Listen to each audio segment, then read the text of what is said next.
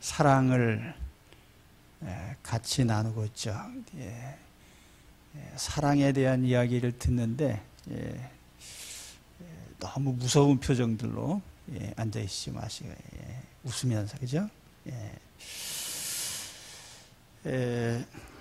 오늘은 5절에 사랑이 행하지 않는 것 이제 계속합니다. 5절에 보면은 무례히 행하지 아니하며 자기의 유익을 구하지 아니하며 성내지 아니하며 이렇게 이제 이어지고 있습니다. 첫째로 사랑은 무례히 행하지 않습니다. 이 무례히 행한다고 하는 이 단어가 헬라어 성경에 보면은 아스케마노이, 아스케모노네이, 발음이 뭐 어떻게 됐든 하여튼 이 스케마라고 하는 단어에 아라고 하는 부정사가 접두사가 붙어 있는 그런 단어예요. 우리가 스케마라고 하면은 그 영어 단어에 스킴이라는 단어가 있습니다. 스키머, 스킴. 그게 무슨 뜻이냐면 어떤 설계, 계획, 어떤 안, 또는 개요, 도해, 약도 이런 걸 가리킬 때 쓰는 말이에요. 스킴이란 말이. 그러니까 어떤 규격이 딱 이렇게 정해져 있는 것을 의미합니다. 스킴이라는 것이. 근데 거기에 아가 붙어 있는 것은 이 아는 아니라는 뜻이거든요. 부정, not 그 뜻이에요. 그래서 이 스케마라고 하면 그건 뭐냐면 어떤 규격이 없고 정해진 것이 없고 정형이 없는 상태를 말하는 거예요. 그러니까 예절이라는 건 뭐냐면 이 스킴에 속하는 것, 스케마에 속하는 것입니다. 그러니까 어떤 규격이 있는 거죠. 어떤 정해진 게 있는 거예요. 다시 말하면 인간관계에서 어떤 정해진 규범이 있는 것, 그게 이제 예절이라는 거죠. 가령 뭐 말하는 어떤 규칙이라고 할까요? 언행의 규칙, 혹은 행실의 어떤 규칙, 이런 것들이 정해진 거. 근데 이 아스케마라고 하면은 그런 게 없는 거예요. 정해진 게 없는. 그래서 우리가 흔히 어떤 사람이 행동을 예측할 수 없을 때 개구리 혹은 럭비공 그렇게 말을 해요. 럭비공 차보셨어요? 뻥 차면은 땅에 딱 떨어진 후에 어디로 튈지 모르는 거예요. 그거는 정해진 방향이 없어요. 개구리가 어디로 튈지는 개구리 마음이죠. 아무도 몰라요. 그러니까 이렇게 행동에 어떤 규범이 없는, 그래서 그 영문 성경 킹 제임스에도 보면은 그 behave yourself unseemly, 그러니까 unseem이라는 건 뭡니까? 어떤 예측할 수 없는, 예측할 수 없게 행동하는 거예요. 그게 이제 무례하단 말이죠. 그러니까 사랑은 뭐냐? 사랑은 예절이다, 그런 뜻이죠. 사랑은 예절이다. 우리 신혼부부들이 신혼 초에 갈등이 많습니다. 연애할 때는 좋은 것만 보고 하거든요. 홀딱 반했다고 하고. 그런데 이제 결혼한 후에 같이 살다 보면은요, 막 결점이 드러나요. 뭐 신랑을 보니까 발도 씻지 않고 아침에 이불도 안 개고 지저분하고 땀 냄새 나고, 연애할 때는 향수 뿌리고 다녀서 잘 몰랐는데 아주 더러워요. 그 다음에 이 신부를 보니까 이게 뭐 라면도 잘 못 끓여요. 음식은 전혀 할 줄 모르고, 알고 보니까 성질도 좀 사납고,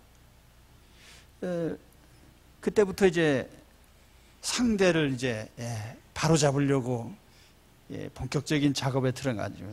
내가 당신을 사랑해서 하는 말인데 당신이 고쳐라.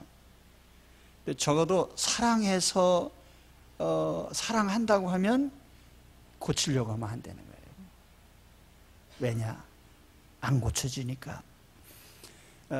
제가 그래도 60년 넘게 살았는데요, 진리를 하나 발견한 게 있어. 사람은 안 고쳐진다. 사람은 안 고쳐져요. 그걸 알면 괜히 고치려고 헛수고할 필요 없잖아요. 그죠? 고칠 것 같으면 시집장가 보내기 전에 벌써 고쳐가지고 보냈지. 안 고쳐지니까 그냥 놔둔 거거든요. 그래서 안 고쳐져요. 근데 상대를 무식한 방법으로 길들이려고 하면요, 그때부터 싸움이 일어나죠. 그러니까 남자는 주로 완력으로 고치려고 하고, 여자는 주로 끈질긴 잔소리로 고치려고 하죠. 그래서 이제 나중에 가서 이게 잘 조정이 안 되면요, 야구방맹이가 나오는 거예요. 그러면 이제 끝장나는 거죠. 사랑은 예절입니다. 그러니까 서로에게 일정한 규칙을 지키는 일이에요. 우리가 잘못 알고 있는 사실 중에 하나는 가까운 사람끼리는 예절이 그다지 필요하지 않다라고 하는 생각인데, 그 큰 잘못이에요. 가까울수록 예절을 지켜야 되고요, 소중한 사람일수록 원칙을 지켜가야 됩니다. 왜냐하면 한번 손상된 관계는요, 좀처럼 회복하기 힘들기 때문입니다. 그래서 부부라고 해서 함부로 말하고 함부로 행동하면 절대로 안 됩니다. 흥분할지라도 흥분할 때 규칙이 있어요. 저는 신혼 초에 저는 우리 아버님이 안 계시고 유복자로 컸기 때문에 부부 생활을 어떻게 하는지 본 적이 없습니다. 그러나 아브라함처럼 하나님이 저를 부르셨기 때문에 난 하나님이 계시를 주셔 항상. 그 지혜를 주셨어요, 신혼초에. 나 나름대로 이제 우리가 서로 싸울 때 싸움의 룰을 정하자. 그래서 5가지를 정한 바가 있습니다. 싸움의 규칙 알아두면 좋은 거예요.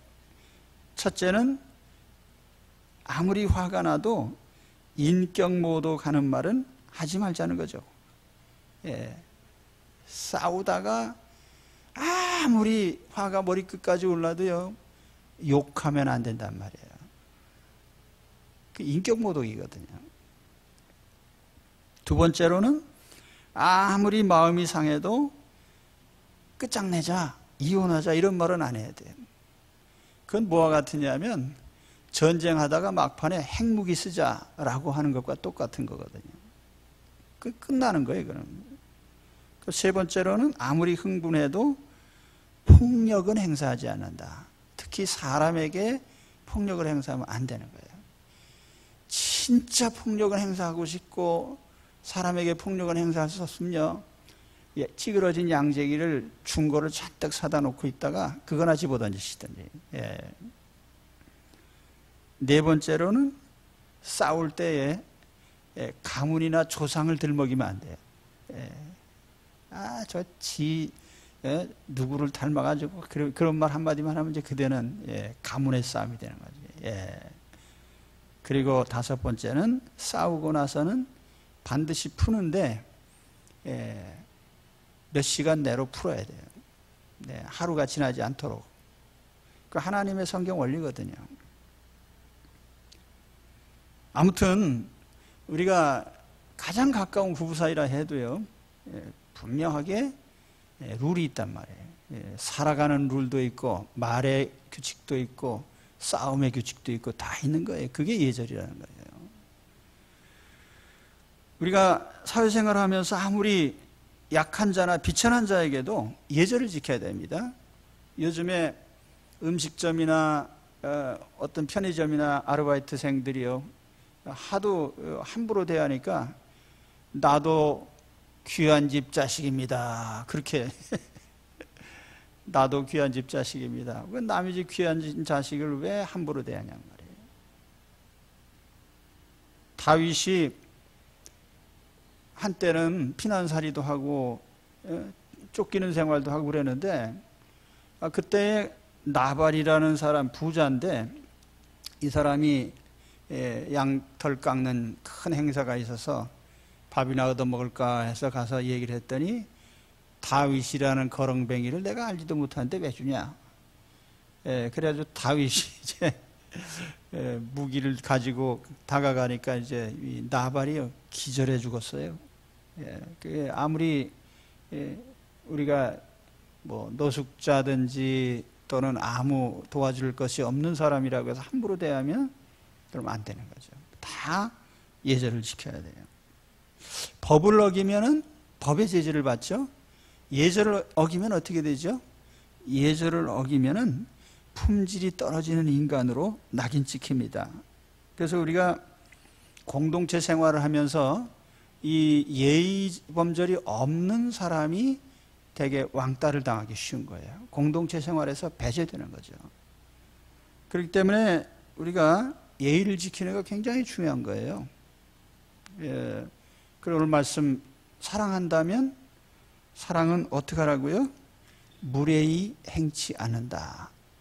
예의를 지키지 않는 그런 행위는 안 한다는 거죠. 그죠? 그러니까 사랑한다면 어떻게 해요? 예의를 지켜라. 그죠?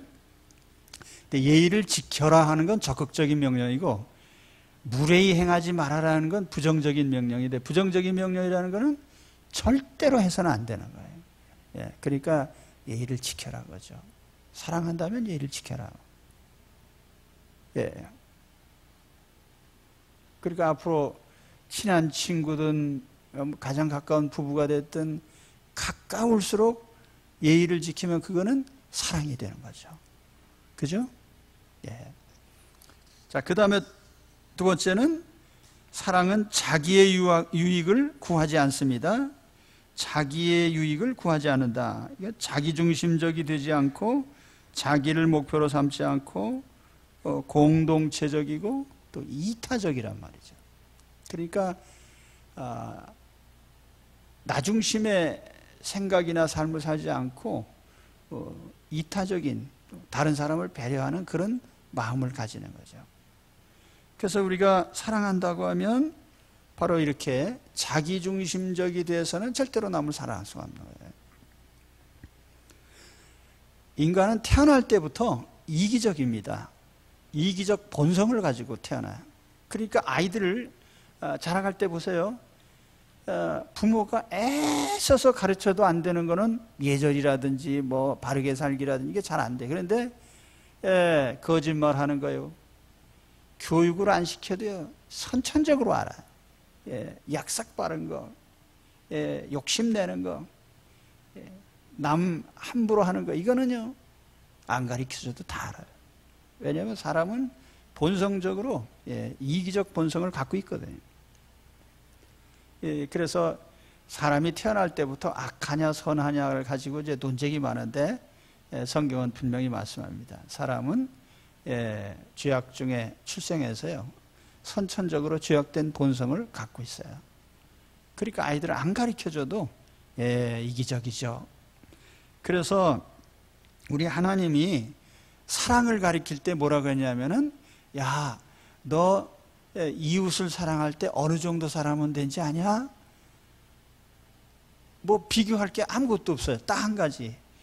네가 너를 사랑하는 것처럼 너도 남을 사랑하면 돼. 그러니까 우리는 자기 애가 있거든요. 이기적이기 때문에 자기를 아끼고 자기 사랑하는 걸 알아요. 자기 대접하고 그 마음을 가지고 남을 그대로 대하면 된다는 거죠. 자, 그렇기 때문에 자기의 유익을 구하지 않는다는 말은 전혀 자기를 위하지 않는다는 그런 뜻이 아니고 최소한 내가 나를 아끼는 만큼 나도 남을 아끼겠다는 뜻이죠. 그래서 그 어느 영문 성경에 보면은 그 자신만의 유익을 구하지 않는다 이런 표현을 썼어요. 그 자신만의 유익을 구하지 않는다. 그래서 중요한 게 뭐냐면은 나 중심의 사고방식에서 우리가 벗어나야 됩니다. 그래야 남을 사랑할 수 있는데, 이 나중심의 삶의 방식을 바꾸는 게 그렇게 쉬운 일이 아니에요.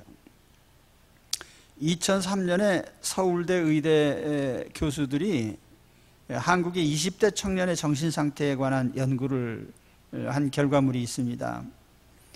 서울지방병무청에서 이제 신체 검사를 하면서 20세 이상의 남성 5,971명을 대상으로 인격 장애 자가 진단이라고 하는 그런 이제 검사를 했습니다. 그런데 99점 중에 인격 장애가 의심되는 기준점을 30점으로 이렇게 삼았어요. 그러니까 점수가 높으면 문제가 있는 거죠. 그런데 전체의 44.7%, 그러니까 약 45% 정도가 인격 장애자였다. 이런 결과가 나왔어요. 우리나라 20대, 지금 이제 한참 전이지만 20대 젊은이 중에 인격 장애가 의심되는 사람들이 이렇게 많단 말이에요. 그걸 조금 더 자세히 살펴보니까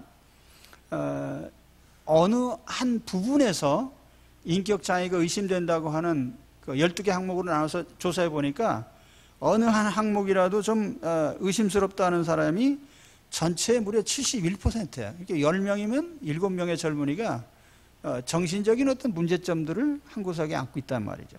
근데 예를 들면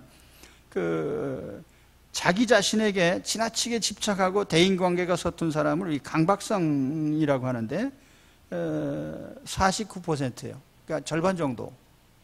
또 문제의 합리적 해결과 대인관계를 자꾸 기피하는 이런 회피형 문제점을 안고 있는 젊은이가 35%가량 되고요. 자신밖에 모르기 때문에 가벼운 자극에도 흥분하고 변덕이 심한 히스테리성이라고 하는데 이 약 4분의 1 정도 됩니다. 남을 끊임없이 의심하는 이걸 이제 편집형이라고 하는데 그것이 23% 정도 됩니다. 그래서 전체 젊은이들의 한 70%가량이 대인관계에서 일정한 장애를 갖고 있다는 거죠. 굉장히 충격적인 결과예요. 어떻게 하다가 한국의 20대 젊은이들이 그런 형태가 됐을까? 여기에 이제 그 원인들은 뭐 여러 가지 말할 수 있겠는데, 호주 대사관에서 근무하던 박영숙 씨라는 분이 쓴 책 중에 승리하는 아이로 키우려면 지는 법부터 가르쳐라, 뭐 그런 제목의 책이 있습니다. 근데 한국의 부모들이 아이들을 기를 때 미성숙아로 기른다는 거죠. 아이들이 이렇게 인격이나 성품에서 성숙된 모습으로 키워가려고 하지 않고 자꾸 미성숙된 모습으로 키워간다는 거죠. 문제가 누구에게 있다고요? 부모에게 있단 말이죠. 부모의 이기심. 그게 이제 어떤 형태로 나타납니까? 아이들에게 질 줄 아는 조금 포용적인 아이가 아니라 이겨야만 직성이 풀리는 아이로 그대로 길러낸다는 거죠. 그래서 남을 배려하지 못하고 나만을 주장하는 아이로 키운다는 거예요. 제가 우리 사회의 모든 갈등의 원인 가운데 지금 그런 문제가 있다고 봅니다. 우리 지금 국회의원들을 비롯해서 우리 사회 지도층 인사들 보면요, 전부 뭐 아니면 도예요. 예. 내 편 아니면 원수고, 전부 이런 식의. 그러니까 뭔가 수용적이질 못해요. 배타적이고 대립적이고 자기 주장만 강하고. 왜 그렇게 되나? 6.25 이후로 이제 한때 인구가 늘어나서 산하 제한도 하고 그랬지만은 점점 인구가 줄어요. 그래서 지금 신입생들이 점점 줄어갑니다. 우리 한양고등학교도요, 학급수를 계속 줄여야 돼요.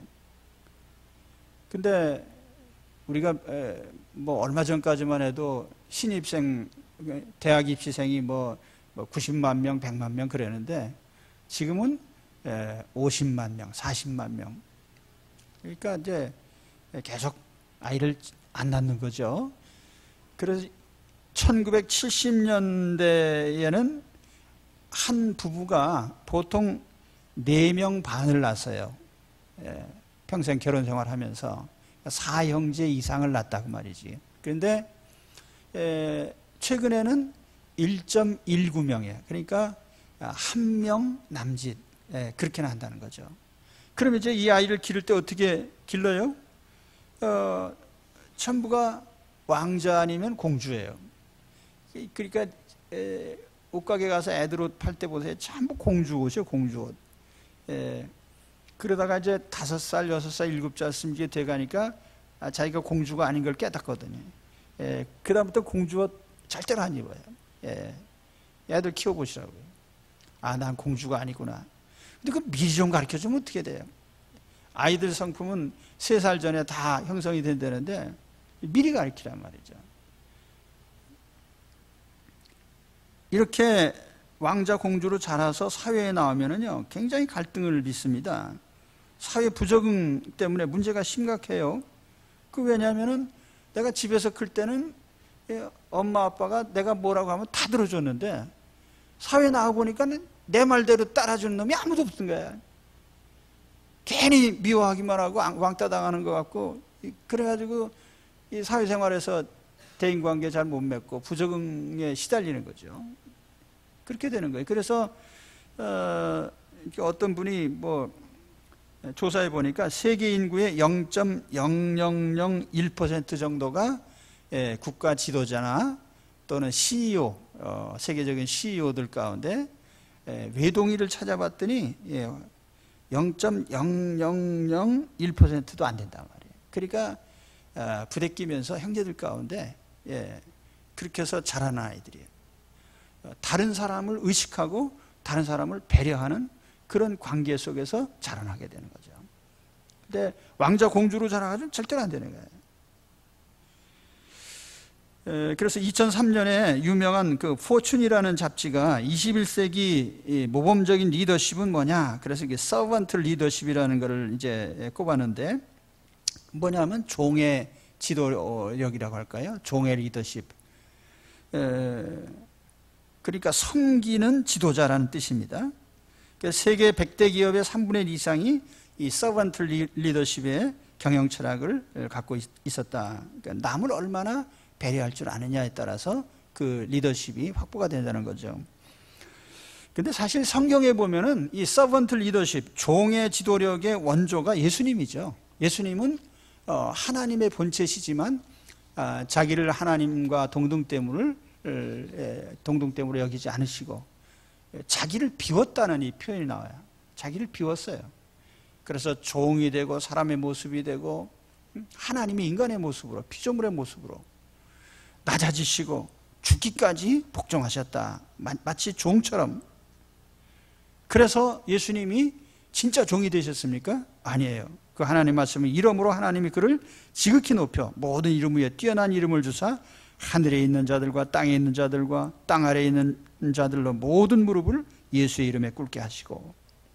그러니까 우리가 이 세상에서 진정한 관계라고 하는 것은 자기를 낮추고 남을 배려하고 인정해 주는 데서부터 얻어집니다. 그래서 우리가 이 나중심의 사고방식이야말로 이게 정말 미성숙의 표고, 나중심의 사고로 말미암아 모든 게 안 되는 거예요. 이 나중심 사고방식이 강한 사람이 이제 대인관계에서 부딪히면 자기 주장을 아주 강하게 내세웁니다.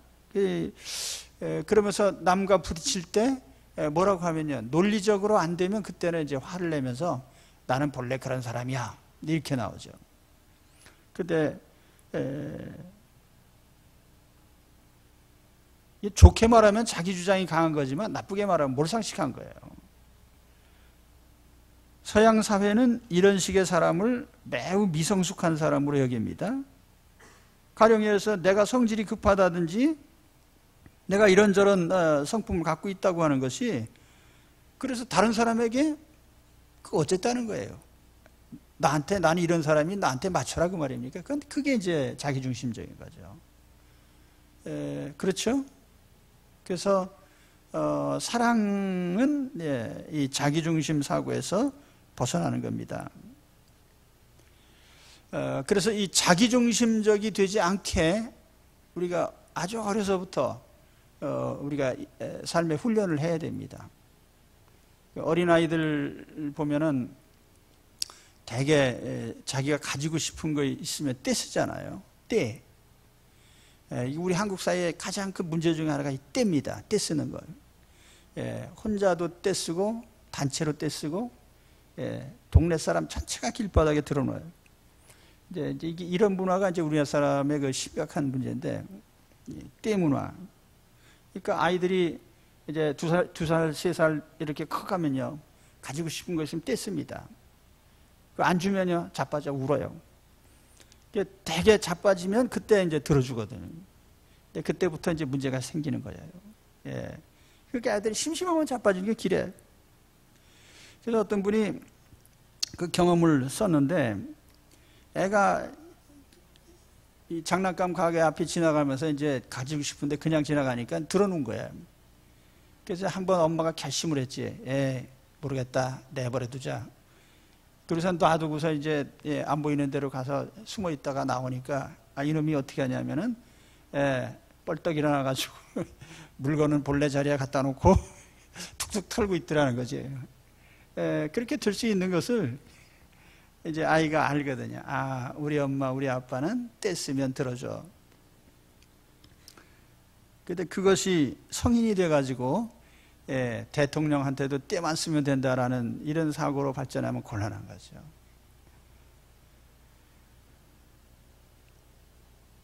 사실 우리는 좀 성숙된 모습을 인정해주는 그런 문화가 돼야 되는 거죠. 서양 사람들이 말 중에 베이비라는 말이 있는데, 미국 사람들이 베이비, 보이 이런 말이 좀 약간은 좀 깔보는 그런 말이에요. 베이비 그러면은 넌 엄마 품에서 젖이나 먹는 놈, 이제 이런 의미가 있거든요. 그러니까 성숙이라는 것을 굉장히 높이고 존중해 줘야 되는데, 우리 사회가 이 성숙이라고 하는 것에 대해서 그 가치를 자꾸 깎아내리고 아이들로 하여금 남을 제압하고 이기면 칭찬하고, 1등했어? 잘했어. 짜장면 사주고, 이번에 꼴찌했어요. 넌 막 인간이 뭐 그러냐. 꼴찌를 해야 1등도 있는 거 아니에요. 너는 많은 사람에게 기쁨을 줬구나. 그러고서 이제 짜장면 한 그릇 사주란 말이에요. 그러니까 우리가 다른 사람을 배려하는. 자, 사랑은 단순한 감정이 아니에요. 남을 먼저 생각하는 이타적인 삶의 방식입니다. 그렇기 때문에 우리가 사랑을 논하기 전에 먼저 이기적인 마음을 고쳐야 됩니다. 그게 바로 뭐냐면은 자기의 유익을 구하지 않는 거예요. 사랑은 자기의 유익을 구하지 않는 거예요. 그죠? 재미없습니까? 그래서 사랑하는 사람에게 고백할 때 나는 당신께 내 유익을 구하지 않겠습니다. 이렇게 이제 해야 되는 거죠. 앞으로 살아가면서 나는 당신의 유익을 구하겠습니다. 그게 사랑이죠. 그러니까 자기의 유익을 구하지 아니하며의 더 적극적인 표현은 뭐죠? 당신의 유익을 구하겠습니다. 그 말이거든요. 그죠? 자, 그 다음에 세 번째는 사랑은 성내지 아니하며 이렇게 돼 있어요. 성내지 아니하며, 이 말은 전혀 화를 내지 않는다는 그런 뜻이 아닙니다. 쉽게 화를 내지 않는다 하는 그런 의미예요. 아주 쉽게 화를 내지 않는다. 그래서 그 NIV라고 하는 영문 성경에 보면 not easily angered 그렇게 돼 있어요. 쉽게 화내지 않는다. 우리가 정말 사랑하는 사람에게 툭하면 화를 내거나 그러면 그건 사랑하는 게 아니란 말이에요. 사람이 화를 내면 두 가지 반응이 있잖아요. 화내는 그 화로 말미암아 화를 내는 사람에게는 자신을 학대하는 가학적인 자세가 생겨난다는 거죠. 그 화내는 사람들을 보면은요, 반응이 두 가지로 나와요. 자신을 공격하는 것이 있고 또 두 번째는 타인을 공격하는 경우가 있습니다. 두 가지가 다 나쁜 건데 우리가 분노를 품잖아요. 그 분노가 자기를 향하면 뭐가 되죠? 자살이 되는 거예요. 타인을 향하면 살인이 되는 거죠. 예, 그래서 이 분노라는 것이 상당히 공격적이다. 그래서 여기 성내지 아니하며, 그걸 이제 제루살렘 바이블이라고 하는 영문 성경에는 it does not take offense. 그러니까 공격적이지 않는다. 예. 공격적이지 않는. 그죠? 자, 그래서 우리가 사랑한다면요, 화를 잘 내가지고는 남을 사랑할 수 없어요. 오늘 이제 여기 세 가지 얘기했는데 다 자기를 보시라고요. 거울 놓고. 내가 화를 잘 내는 사람이가, 화를 잘 내는데 툭 하면 화내지 않나. 그럼 나는 남을 사랑할 자격이 좀 부족한 사람이죠. 자, 화를 잘 내는 사람은 쉽게 노여워해요. 속된 말로 하면 잘 삐진단 말이에요. 이게 잘 삐지는 거 별로 좋은 거 아니에요. 저도 그 신혼 때 남자도 잘 삐집니다. 뭐 여자가 잘 삐지는 게 아니고 남자가 사실 더 잘 삐져요. 근데 삐지면은요, 내가 화났다는 표시가 뭐죠? 예. 첫째는 말 안 하는 거예요. 말을 안 해. 입 꽉 닫고 물어봐도 대답도 안 하고. 근데 이게 썩 좋은 방법이 아니에요. 사람은 말하는 동물 아니에요. 계속 뭔가 말을 해야 되는데 말을 안 하고 있으려니까 답답하죠. 뭐 부탁하고 싶은데 부탁도 못 하고. 그러니까 너무 불편해요. 말 안 하는 게. 그래서 제가 깨달은 게 뭐냐면, 화났을 때 말 안 하는 것은 돌대가리들이 하는 짓이다. 이런 결론을 내렸어요, 제가. 말은 해야 돼요. 또 한 가지, 삐지면 안 하는 게 이제 밥 먹는 거거든요. 밥 안 먹어요. 저도 이제 밥을 안 먹어봤거든요. 식탁을 딱 차려놨는데 화가 났으니까 안 먹어요. 안 먹으면 첫째로 배가 고프지요. 누가 손해요? 나만 손해지. 그러니까 안 먹고, 진짜 안 먹냐? 예, 몰래 라면도 끓여 먹고 나가서 사 먹기도 하고. 근데 그렇게 할 바에는 집에서 차려놓은 거 먹는 게 제일 좋지. 그래서 제가 얻은 결론이, 화가 나도 절대로 두 가지는 하지 말고, 그러니까 첫째로 말은 해야 되겠다. 두 번째로 먹는 건 챙겨 먹자. 그러면 이제 확실히 좀 사는 게 수월해집니다. 그죠? 예. 그렇습니까? 뭐 잘 모르시겠지만 전 그랬다고요. 예. 그래서 이 화를 낼 때에도 우리가 지혜롭게 화를 내야 돼요. 또 화를 잘 내는 사람이 공격적이라는 말을 했는데, 화를 잘 내는 사람은 때와 장소를 가리지 않고 남을 공격합니다. 제가 언젠가 우리 집사람하고 이제 한적한 음식점에 가는데 냉면을 시켜놓고 기다리는데 갑자기 옆에 앉은 그 한 30대쯤 되는 사람이 소리를 꽥 지르면서 음식을 제때 안 가져줬다 이거지요. 그리고 순서가 좀 바뀐 것 같아요. 그래서 그 카운트하고 앉아 있다가 자기한테 맞지 않게 했다고 해가지고 그냥 소리를 꽥 질러가지고 참 간 떨어질 뻔해서 옆에 앉아 있다가. 그래서 속으로 제가 별 뭐 같은 놈 다 봤네. 음식점 전세 냈나. 근데 가만히 보니까 그게 뭐 자기 통제가 안 되는 거죠. 공격을 해. 뭐 남을 자꾸 공격을 해요.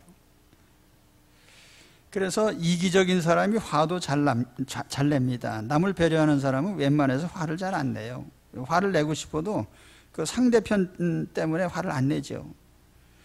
그래서 이게 화를 잘 내면은 내가 혹 이기적인 사람이 아닌가 생각해 보셔야 돼요. 성경에 뭐라고 하셨냐면 잠언 21장 9절 19절에 다투는 여인과 함께 큰 집에서 사는 것보다 움막에서 혼자 사는 것이 나으니라. 다투며 성내는 여인과 함께 사는 것보다 광야에서 혼자 사는 것이 나으니라. 이게 하나님이 하신 말씀이에요.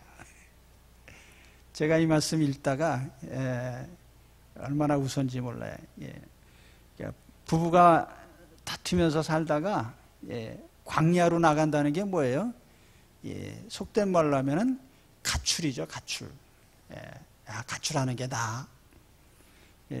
아주 고상한 말로 하면 출가가 되는 거예요, 출가. 머리 깎고 산으로 들어가든지, 광야로 가든지. 근데 이렇게 다툼이 길어지면요, 남자고 여자고 못 견딥니다. 그래서 대개 그 황혼이혼이라는 게 많은데요. 그런 경우에도 보면은 이제 여자들이 견디다가 이제 자식들 다 십장가 보낸 다음에 난 더 이상 못 참아 그러고 이제 광야로 나가는 거죠. 자, 처방전이 있습니다. 우리가 화를 잘 내는 그걸 어떻게 하면 좀 바꿀 수가 있을까? 첫째는요, 일이 돼 가는 대로 놔두는 거예요. 그러니까 일일이 자꾸 이렇게 하고 저렇게 하려고 애쓰지 말라는 거예요. 그 아주 최근에 만들어진 속담 중에 하나가 뭡니까? 개는 짖어도 기차는 간다. 인생이 내 의도대로 흘러가지 않습니다. 또 세상도 내 의도대로 흘러가질 않아요. 그러니까 모든 일은 각자 정해진 대로 가는 거예요. 다시 말하면 하나님의 섭리대로 되어 가는 겁니다. 그러니까 거기에 대해서 내가 일일이 기분이 나쁘네 좋으네 반응할 필요가 없어요. 그죠? 그러니까 일이 돼가는 대로 되면 그 잘 되는 거예요. 예를 들어서 좀 이해가 안 되시면, 제가 결혼 생활하면서 이제 약속 시간에 부부가 같이 간단 말이에요. 저는 가만히 앉아 있다가 5분이면 준비가 탁 끝나고 튀어나오거든요. 그럼 약속 시간 뭐 30분 전에 출발! 그랬는데 집사람은요, 이제 약속 시간이 있는데 계속 2일 전 하다가 항상 좀 늦어져요. 그럼 어떻게 되죠? 서로 이제 충돌이 일어나는 거예요. 왜 그 미리 빨리 준비하느니? 그 일을 좀 도와주지도 않고 시간만 재촉하고. 그래서 나중에 제가 터득한 게 뭐냐면은 뭐 늦어도 할 수 없지.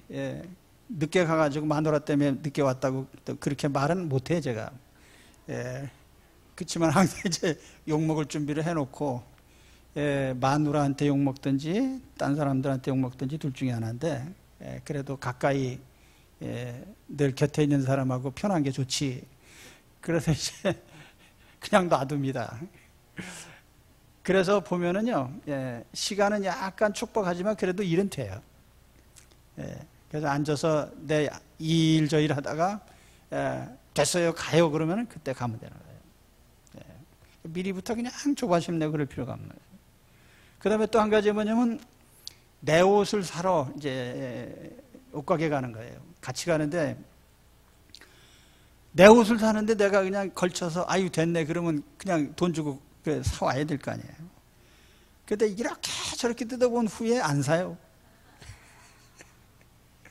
그럼 내가 얼마나 참 미안해 그 주인한테. 난 항상 모든 사람이 미안한 사람인데. 그래서 그것도 그러고선 또 옆집에 또 가서 또 물어봐요. 거기서 또 입어보고. 그래서 나중에 신경질 나가지고 나는 안 입어본다.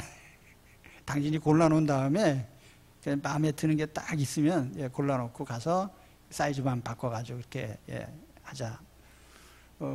그랬더니 참 편해. 그 다음에 나는 저 자동차 부품 가게 가가지고 실컷 구경하고 있을 때 이제 골라놨어요. 그러면 이제 가면 돼. 그러니까 하여튼 나름대로 비법을 터득하라 그 말이죠.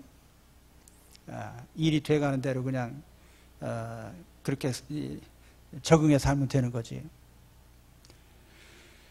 그래서 여러분 우리가 삶의 틀을 내 방식대로 바꾸려고 너무 애쓰지 말아요. 그럼 화가 난단 말이에요. 돼가는 대로 돼. 내 뜻대로는 안 돼도 되긴 되는 거 아니에요. 어쨌든 간에. 근데 또 때로는요, 내 뜻대로 안 된 게 훨씬 날 때도 있어요. 그러니까 우리가 모든 일은 되어가는 대로 그냥 살면 된다.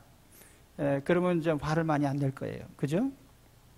그 다음에 또 한 가지는 우리가 화를 낼 때, 사람에 대해서 화를 낼 때는 대개가 인격에 대한 공격을 합니다. 당신의 인간이 그래가지고 하면서 이제 이렇게, 예를 들어서 우리가 약속을 안 지켰다. 그 약속을 한 번 안 지켰으면 그 약속 안 지킨 걸 가지고 화를 내면 돼요. 그래서 화내는 범위를 좁히라는 건 무슨 뜻이냐면은, 약속을 안 지켰으면 약속 안 지킨 것만 가지고 따져야 돼. 근데 당신은 인간이 그래가지고 항상 그러면서 인간이 나오면 안 돼, 그 다음에. 또 거기에 이제 조상까지 나오는, 당신은 그 부모를 닮아가지고 뭐 이런 식으로. 거기에도 능력까지 포함이 되면은 당신은 매사에 그냥 한 가지를 보면 10가지를 한다고 하면서 이제 공격을 해대면, 그러면 아주 인간의 품위가 약속 한 번 안 지킨 것 때문에 아주 땅에 떨어지는 거예요. 그런 정도의 모욕을 받고 가만히 있을 사람은 아무도 없단 말이에요. 그러니까 우리가 어떤 화를 낼 때에는요, 화가 난 그 일에 대해서만 집중적으로 추궁하면 돼요. 왜 늦었냐고 이제 따지고 나서 이제 왜 늦었다고 이유를 댈 거 아니에요? 아, 그래? 그러냐? 그럼 그건 내가 이해하겠다. 그러면 되는 거지. 그럼 문제 끝이에요. 근데 거기다 대고 인간이 어떠니, 뭐 조상이 어떠니, 뭐 능력이 어떠니, 뭐 이런 거 다 거들떠 놓으면 수습이 안 돼, 그 다음에. 그래서 우리가 아무튼 화를 잘 내는 사람은요, 그래서 이런 방법을 알아야 됩니다. 일이 돼가는 대로 내버려 두는 연습을 좀 해야 되고요. 또 화를 낼 때에는 인간 전체를 놓고 항상 그렇게 들먹이지 말고 잘못된 일에 대해서 좀 좁혀가지고 화를 내고 해소를 해라. 아무튼 오늘 우리 마음속에 성령께서 이런 지혜를 주시기를 축원합니다. 자, 사랑의 세 가지 얘기했어요. 오늘 사랑은 첫째로 무례히 행하지 않습니다. 적극적으로 표현하면 예의를 지킵니다, 그 뜻이에요. 예의를 안 지키면 그걸 사랑하는 게 아니에요. 그 다음에 두 번째, 사랑은 자기의 유익을 구하지 않습니다. 다른 말로 바꾸면 적극적으로 이타적이다, 그 뜻이에요. 남을 배려합니다. 배려심이 없는 건 그건 사랑이 아니에요. 그 다음에 세 번째는 사랑은 성내지 않습니다. 그 성내는 거 반대가 뭐죠? 친절한 거죠. 앞에 얘기했지만 우리가 어떤 사안에 대해서 화를 잘 내는 거예요. 화를 잘 내는 그걸 사랑하는 게 아니에요. 화를 잘 내는데 아주 깊은 사랑에 빠진 사람 난 지금까지 본 적이 없어요. 그래서 이 화를 내는 사람은 자신을 공격하고 타인을 공격한다. 그 분노 조절 장애라는 거 요즘 말에 표현도 있는데요. 그래서 공격적인 사람이 되고 결국은 자신과 타인을 해치게 돼요.